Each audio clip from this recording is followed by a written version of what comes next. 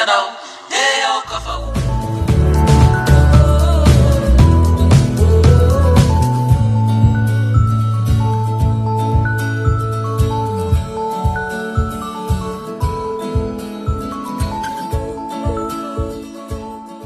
tsy makivy tsy mety sasatra tsika tily asa fatratra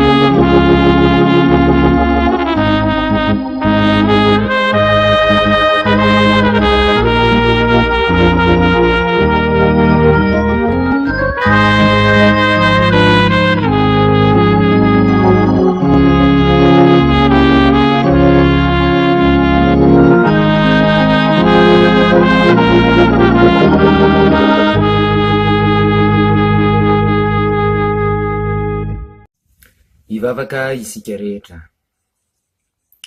tonga amity fotoana malalanay ity indray izay ry Jesosy Tompo lay fotoana izaranao ny teninao ho anay manakambara aminay tokoa ianao am'izao fotoanan'io izao dia sokafy ary ny masom-panahinay ahitanay ny zava mahagaga eo amin'ny asanao amin'ny anaranao Jesosy nanaovanay izany vavaka izany amen. Riseko lady malala ho aminareo rehetra ny fahasoavana sy ny fiadanana avy amin'Andriamanitra ry antsika sy Jesosy Kristy Tompo amen. Ny soratra masina mbola ohatra ho torina am'izao alahady fahavalo mialohan'ny Pasika izao dia arak'izay voasoratra ao amin'ny filazantsarany Jaona. Jaona toko faharoa ambin'ny folo andiny fadimy amby telopolo ka hatramin'ny andiny fatelo amby efapolo. Jaona toko faharoa ambin'ny folo andiny fadimy amby telopolo ka hatramin'ny andiny fatelo amby efapolo. Toy izao no fivakan'ny teny amin'anaran'i Jesosy. Dia hoy Jesosy taminy: mbola kely ihany no itoeran'ny mazava aminareo. Mandehana raha mbola manana mazava ianareo fa tsy hatratranareo ny maizina. Fa izay mandeha amin'ny maizina dia tsy mahalala izay alehany.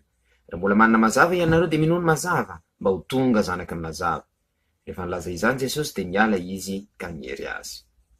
Nefa na dia nanao izany famantarana betsaka izany teo anatrehany aza izy dia tsy mba nino azy ireo. Mba hatateraka ny teny nataony Isaia mpaminany hoe: Tompoko, iza no nino teny nampitondraina anay ary iza no nampisehoana ny sandrin'i Jehova? Zany no tsy nahaizany nino, satria hoy koa Isaia: efa nanajamba amin'ny masony sy nanamafy ny fony izy mba tsy hahita amin'ny masony na halala ny fony, ka tsy bebaka izy ka tsy hasitrana azy ao. Zany teny zany no nolazainy Isaia satria nahita vonainy izy ka nilaza azy. Kanefa maro tamin'ny mpanapaka aza no nino azy, nefa noho ny fariseo dia tsy nanaiky ireo. Fandrao avoaka hiala amin'ny sinagoga, fa tiany voninahitra avy amin'ny olona izy ireo, fa tsy voninahitra avy amin'Andriamanitra. Amen. Rehefa miresaka ny hoe manamafy ny fo Andriamanitra, dia matetika maro amintsika no mieritreritra hoe Andriamanitra mihitsy no maharatsy an'ilay olona. Eto manko hitantsika mihitsy ny Andriamanitra manajamba ny fon'ny sasany, ary hitantsika koa tamin'ny tantaran'ny zanak'Israely Andriamanitra mihitsy no nanamafy ny fon'ny Farao. Dia mandeha ny eritreretintsika dia lasa mieritreritra hoe misy olona zany efa natao mihitsy ho very, ary misy olona natao mihitsy ho vovonjy. Diso be izay, satria zao fantatra fa misy maro no manelingely antsika hoe Jodasy dia efa natao ho very, fa raha tsy teo Jodasy namadika an' Jesosy dia tsy tanteraka amin'ny famonjena. Dia ampisalasalainy zavatra tahaka an'izany isika. Raha marina izay zavatra izay, raha misy ny olona efa natao hoe ho very ho any amin'ny afo be, ninona ataony? Dia misy olona natao ho any amin'ny fiainana mandrakizay, ninona ataony? Dia tsy tonga teto tany Jesosy tsy maty ho antsika Jesosy fa nijanona tany an-danitra tany ihany izy. Raha marina koa ny zavatra tahaka an'izany, de efa voasoratra mialoha zany ny olona ho afa-panadinana, efa voasoratra mialoha ny olona tsy ho afa-panadinana. De raha izany de tsy tokony mankany am-pianarana intsony isika fa mijanona ao an-trano fotsiny satria efa fantatra hoe ho afaka na tsy ho afaka. De ohatrany koa ny ray aman-drenintsika zay miasa, tokony tsy mandeha miasa intsony izy satria efa voasoratra mialoha izy hoe azo karama na tsy azo karama, de tokony mipetraka ao an-trano fotsiny izy de tonga ho azy eo ny karama raha ohatra azo tokoa izy de efa tsy tonga ho azy satria na mandeha miasa izy efa tsy azo. Tonga de azontsika am'izany fa diso be le toe-tsaina. Ny olombelona de manan-tsafidy mandrakariva, afaka miova ny zava-misy miankina am'izay ataon'ny olombelona. Inona ary ndika le hoe manamafy fo? Natao hoe manamafy fo de le olona mihitsy no manamafy fonofony voalohany aloha, izy mihitsy no mandahy tsy handray ny tenin'Andriamanitra. De avy eo Andriamanitra manaraka ny sitrapony fotsiny.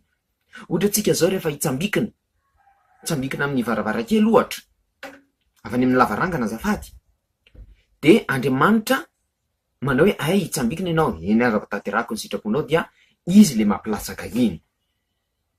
De tahaka an'izay koa le manamafonofony le olona mihitsy nefa minitsy te handray ny tenin'Andriamanitra, de hoy izy Andriamanitra ay rehefa tsy handray ianao zany dia ary fa taoko tsy mandray tokoa. Zay le hoe manamafy fo resahana eto fa tsy akory le olona te handray, le olona tsy te hanamafy fo de Andriamanitra manamafy ny fo. Zay azadino zay zavatra zay. Ka ny zavatra tokony ho tandremantsika raha araka izany de isika aloha voalohany indrindra no tokony tsy hanamafy ny fotsika. Isika no tokony azoto handray ny tenin'Andriamanitra mandrakariva. Reto tondra fivavahana tamin'ny andron'i Jesosy reto, na de efa eo ary ny teny izay nataon'i Jesosy, na de efa nahita famantarana azy, de izy mihitsy no ninitsy nandray an'le teny satria nialina an' Jesosy izy ireo. De isika misy tenin'Andriamanitra maro toriana amintsika. Misy zavatra maro tsara vokatry ny asan'Andriamanitra hitatsika, aza manamafy fo amin'izy ireny. Fa teny mbola mazava araka ny teny Jesosy reto de mazotoa mandrakariva mianatra ny tenin'Andriamanitra, mazotoa mandrakariva mandray ny tenin'Andriamanitra izay toriana amintsika. Ny fahasoavan'i Jesosy Kristy Tompo, mba fitiavan'Andriamanitra ray ary ny firaisana sy ny fiombonana amin'ny fanahy masina ho amintsika rehetra ny hatramin'izao ka ho mandrakizay. Amen. Ivavaka isika. Misaotra anao zay re Jesosy fa mbola nazy izany teny izany avy aminao. Ataovy tsy manamafy ny fonay izay fa ataovy mazoto mandrakariva mianatra ny tenao ary mandray ny teninao. Mamindra fo aminay no ny akamonay eny ny teninao mandrakariva ary ampio namanay izay kamo mihainy teninao koa mba azoto tonga amin'ny sekoly alahady hianatra ny teninao. Amin'ny anaranao Jesosy nanaovana ny zavavaka izany. Amen.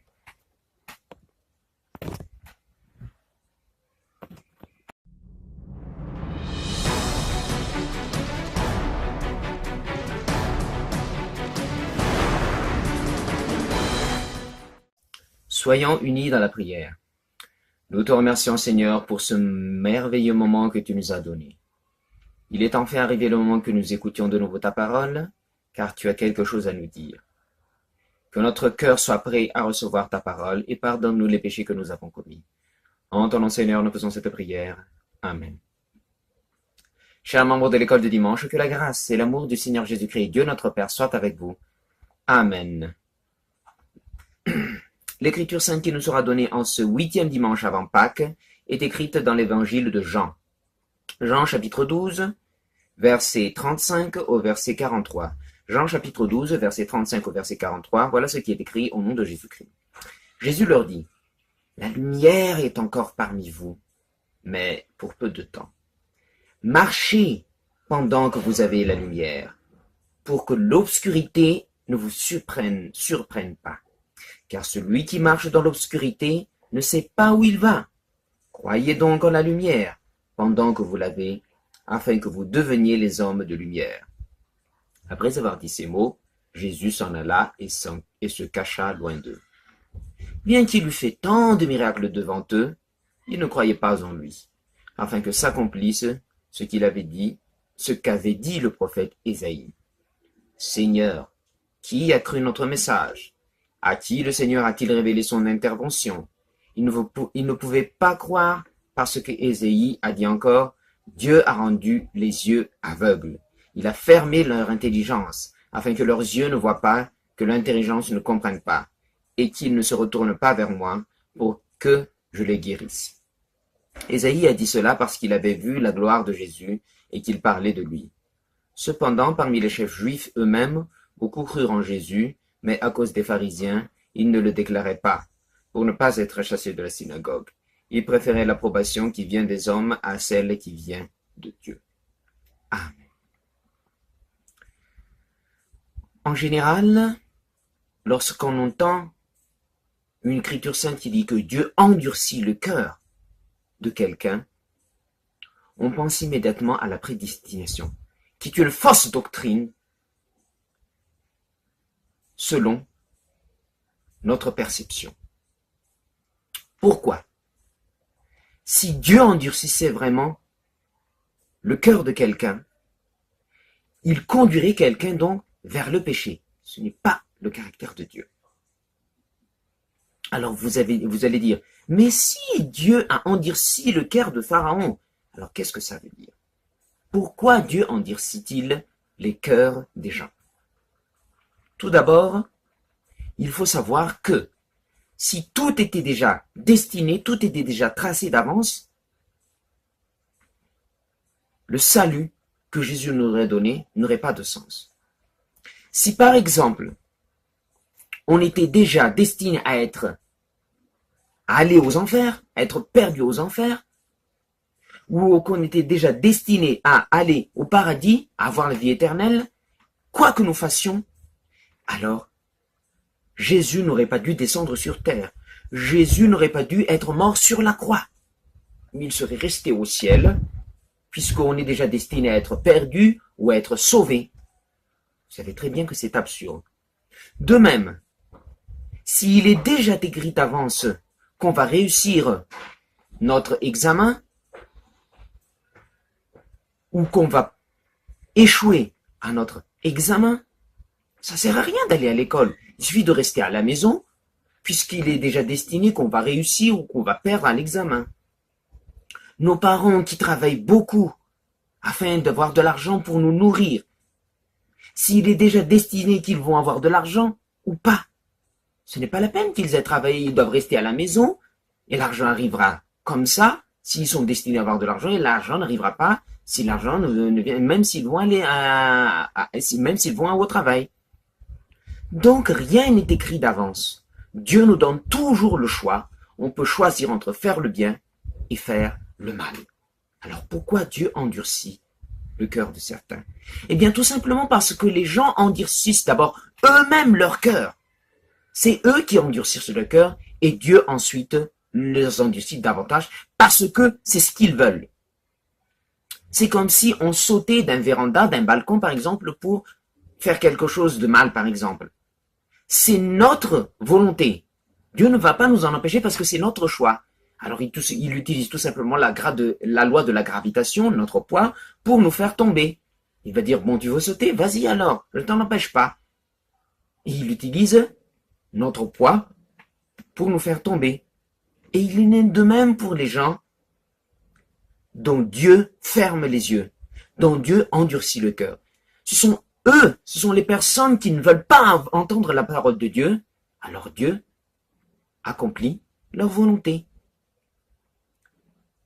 Tant que la lumière est encore là, nous devons écouter la parole de Dieu. Car les chefs religieux au temps de Jésus-Christ ne voulaient pas écouter Jésus, ne voulaient pas écouter la parole de Dieu, même s'il y avait tant de miracles que Jésus a fait. Nous aussi, nous avons la parole de Dieu dans notre vie, que ce soit à l'église, que ce soit dans notre vie quotidienne ou autre chose. Écoutons toujours la parole de Dieu et conservons-la dans notre cœur. N'endurcissons pas notre cœur. Et prions pour nos amis qui ne veulent pas entendre la parole de Dieu. Prions pour qu'ils n'endurcissent pas leur cœur et que Dieu n'endurcisse pas leur cœur. Dès que nous avons encore la lumière, dès que l'obscurité ne nous surprend pas encore, écoutons toujours la parole de Dieu, recevons la parole de Dieu dans notre cœur. Que la grâce du Seigneur Jésus-Christ, l'amour de Dieu notre Père, la communion avec le Saint-Esprit soit avec vous. Amen. Réunissons-nous dans la prière. Nous te remercions Seigneur pour cette parole que tu nous as donné. Tu nous donnes toujours ta parole, mais quelquefois, en effet, nous sommes paresseux, nous ne voulons pas écouter ta parole. Faites que nous n'endurcissons pas notre cœur, que ton Saint-Esprit nous donne la sagesse afin que nous écoutions toujours ta parole. Et faites que nos amis qui ne veulent pas encore t'écouter, t'écoutent sous la force de ton Saint-Esprit. En ton nom, Seigneur, nous faisons cette prière. Amen.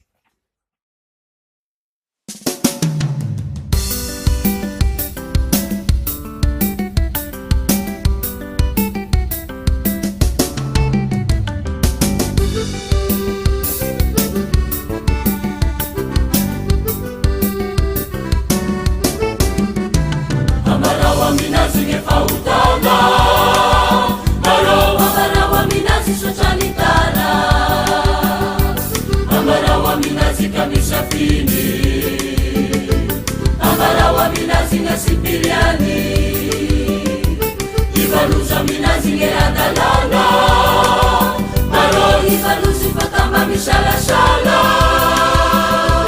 Usasani madiu mangarangara Maro ufuseni kakonge urapanala Ambarawa minazi nge fautana Maro ambarawa minazi sosalitana Ambarawa minazi kamisha fini Ambarawa minazi nga sipiriani Ivaluza minazi nge adalana Maro ivaluzi pakamba mishala-shala Usasani madiu mangarangara Maro ufuseni kakonge urapanala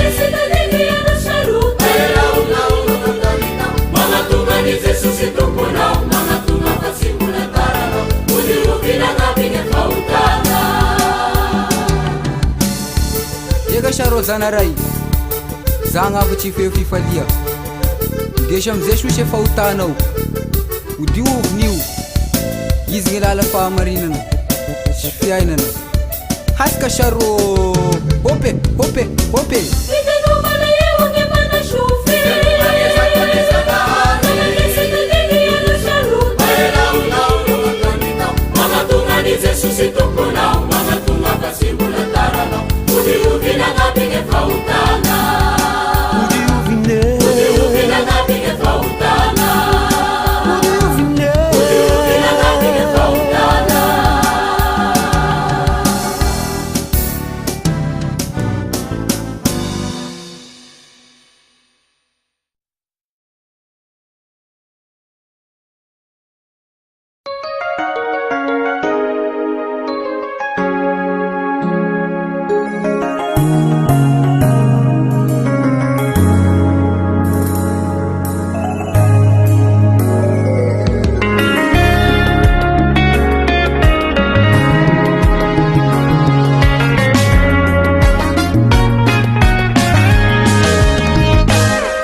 Andriamanitra tsy tona eridrindra lalansarotra midesy izao no diavinay mifamaofao avoko ny fiainanay efa mila sy ho tanty ilay izay Andriamanitra tsy tona eridrindra lalansarotra midesy izao no diavinay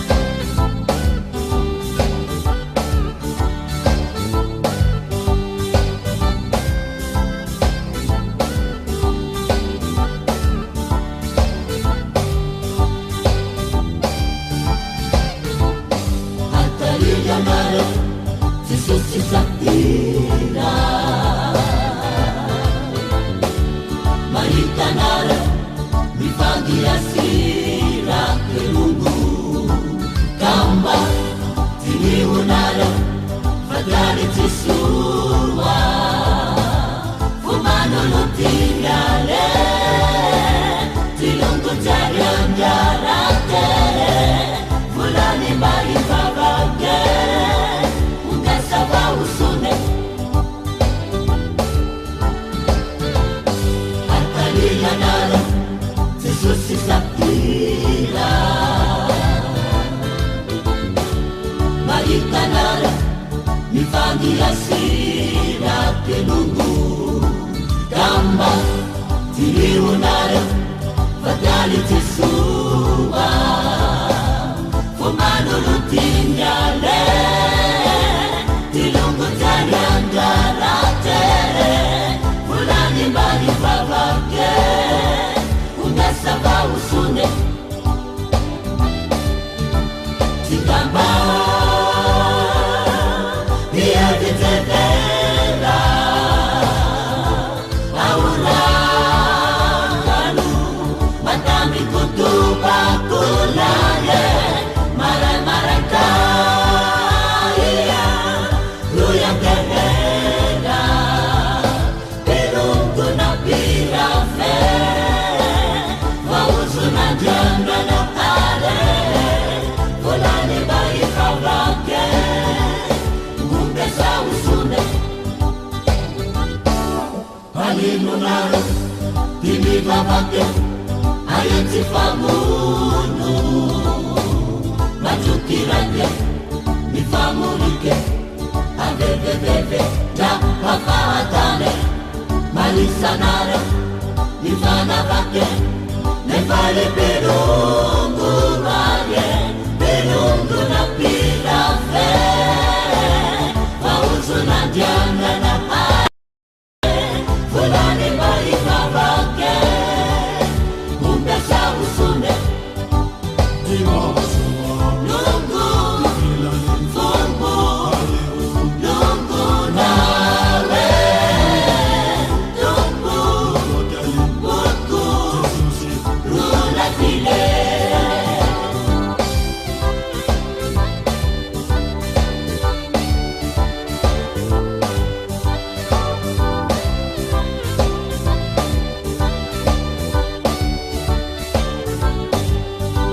segala bisa dipanuta Zekafa nimefunda kuwapenda lelu kemuna Zesusi panuba segala bisa dipanuta Zekafa nimefunda kuwapenda lelu kemuna Zesusi panuba lungu fungu lungu nawe tupu buku rula kile lungu fungu lungu nawe tupu buku rula kile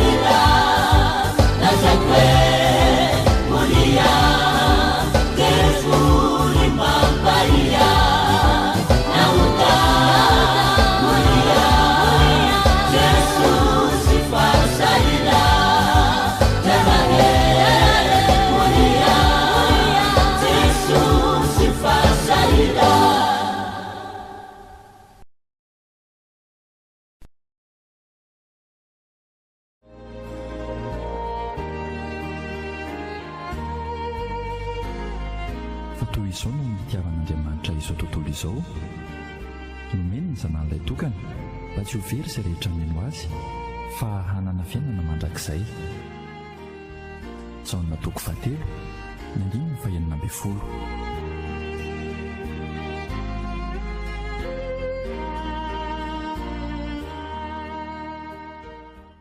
radio tiany fiainana 91.2 mégahertz.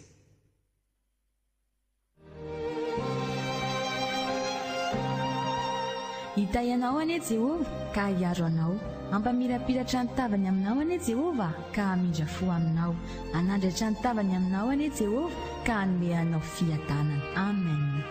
Numeri toko 9 andininy 4 hatramin'ny 9.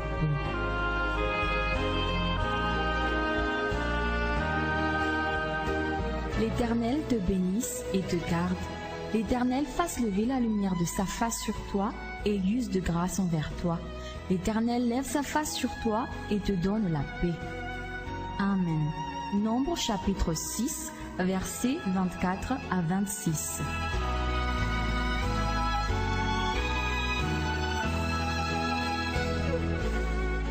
May the Lord bless you and take care of you.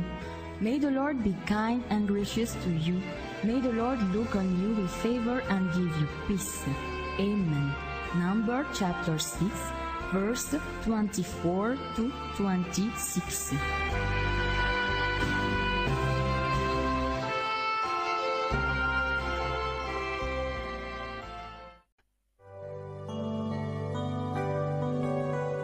Ankasitrahana trany ianao ny amin'ny fanarahanao tsy tapaka ty onjam-peo mamintsika ity dia ny raika amin'ny 70 teboka roa mégahertz izany.